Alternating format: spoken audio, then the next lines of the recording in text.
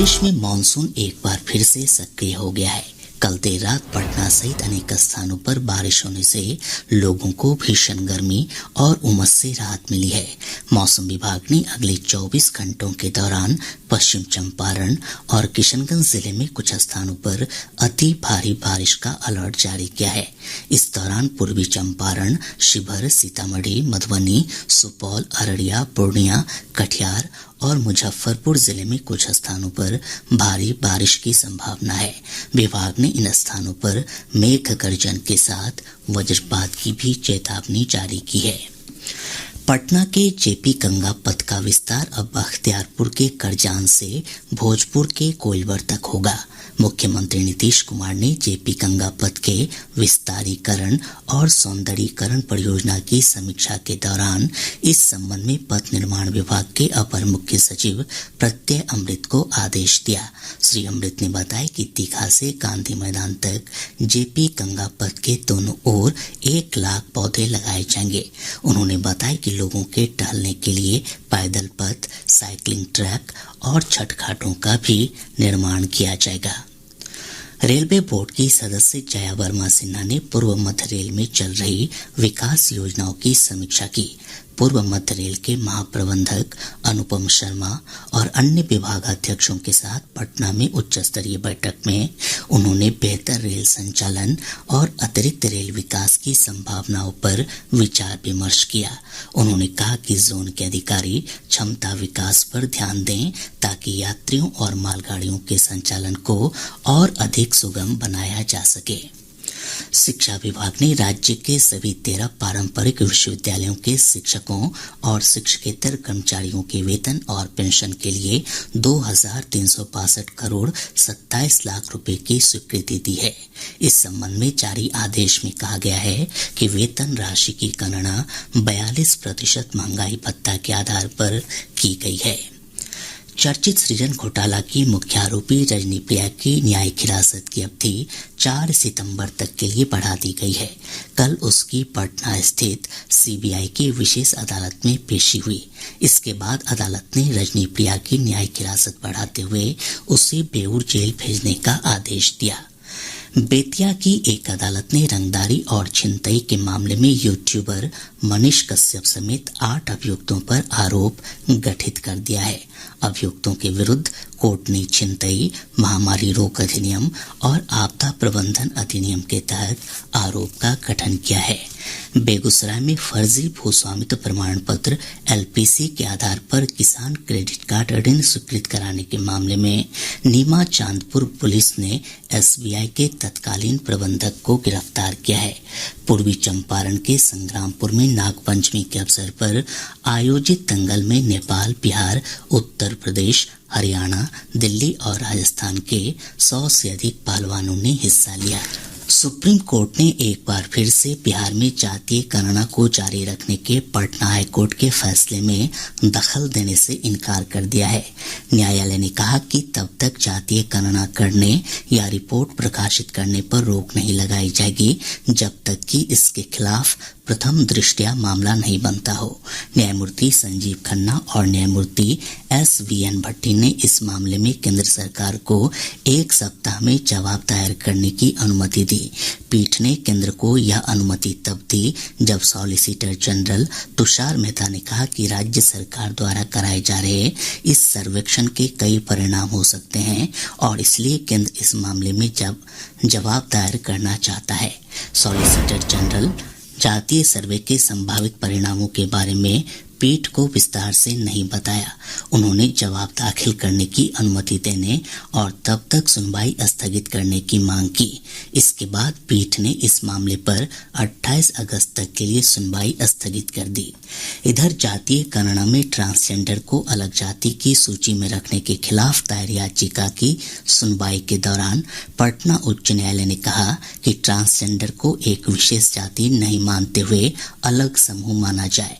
Transgender Reshma प्रसाद की अर्जी पर मुख्य न्यायाधीश विनोद चंद्रन और न्यायमूर्ति पार्थ सारथी की खंडपीठ ने कहा कि ट्रांसजेंडर को भूलवश जाति की सूची में शामिल किया गया है।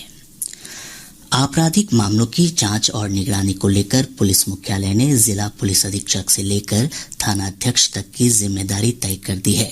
पुलिस मैनुअल के अनुरूप नए दिशा निर्देश तत्काल प्रभाव से लागू हो गए हैं। पुलिस महानिदेशक राजविंदर सिंह भट्टी ने इस संबंध में आदेश जारी कर दिया है। अपर पुलिस महानिदेशक मुख्यालय जितेंद्र सिंह गंगवार ने बताया कि सभी विशेष मामलों की जांच, नियंत्रण और अंतिम रिपोर्ट तक की जिम्मेदारी पुलिस अधीक्षक निभाएंगे। इनमें से कुछ विशेष मामलों की जांच एसपी अपने स्तर से पुलिस उपाधीक्षक को सौंप सकते हैं। श्री गंगवार ने बताया कि मामलों के अनुसंधान और नियंत्रण की जिम्मेदारी पुलिस उपाधीक्षक, इंस्पेक्टर और थानाध्यक्ष को भी सौंपी गई है। डीएसपी 7 वर्ष से अधिक की सजा वाले केस या विशेष अधिनियमों के तहत 3 वर्ष से अधिक सजा वाले केस की जिम्मेदारी निभाएंगे।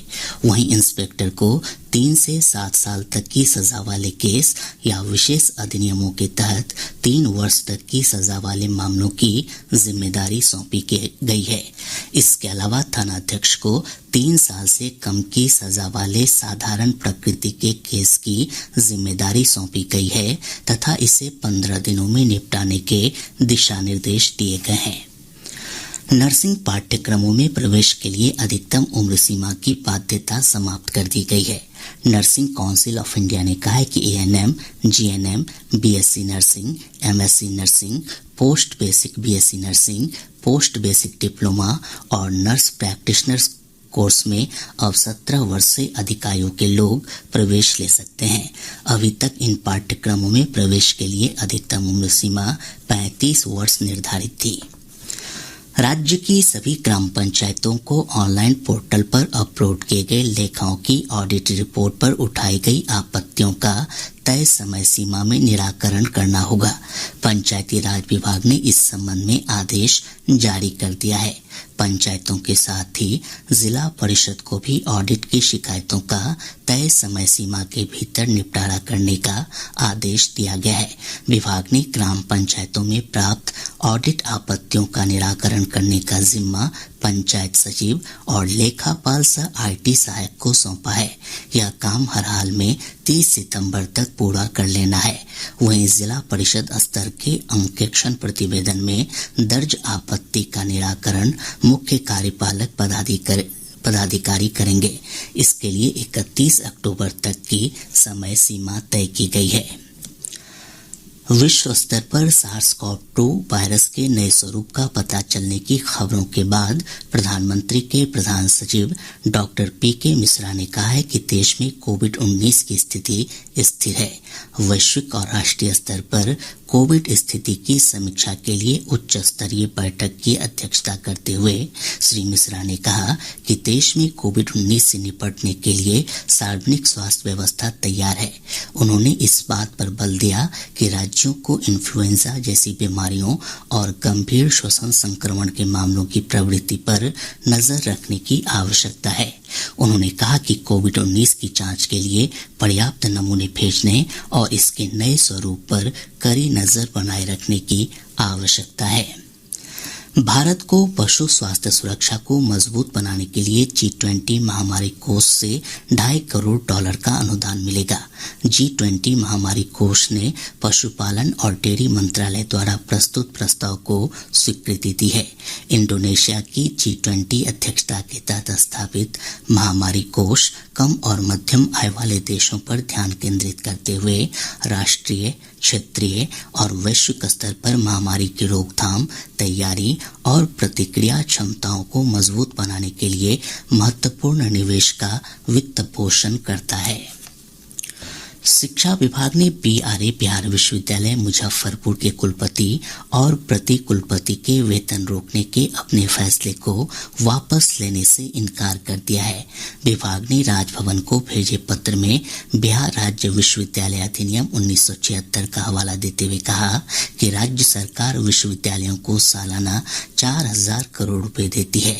इस आधार पर विभाग को विश्वविद्यालयों को उनकी जिम्मेदारी बताने और पूछने का पूरा अधिकार है कि वह इस राशि का कहां और कैसे उपयोग कर रहे हैं। चारा घोटाले से जुड़े एक मामले में राजद अध्यक्ष लालू प्रसाद ने सुप्रीम कोर्ट में सीबीआई की उस याचिका का विरोध किया है जिसमें झारखंड हाई कोर्ट से उन्हें मिली जमानत रद्द करने की मांग की गई है। अपने जवाब में श्री प्रसाद ने कहा कि हाई कोर्ट के फैसले से असंतुष्ट होने के आधार पर सीबीआई उनकी जमानत को चुनौती नहीं दे सकती है। राजद अध्यक्ष ने अपनी उम्र और स्वास्थ्य का हवाला देते हुए सीबीआई की याचिका खारिज करने की मांग की है। गौरतलब है कि सीबीआई ने लालू प्रसाद को मिली जमानत रद्द करने की मांग को लेकर दायर याचिका पर न्यायालय से जल्द सुनवाई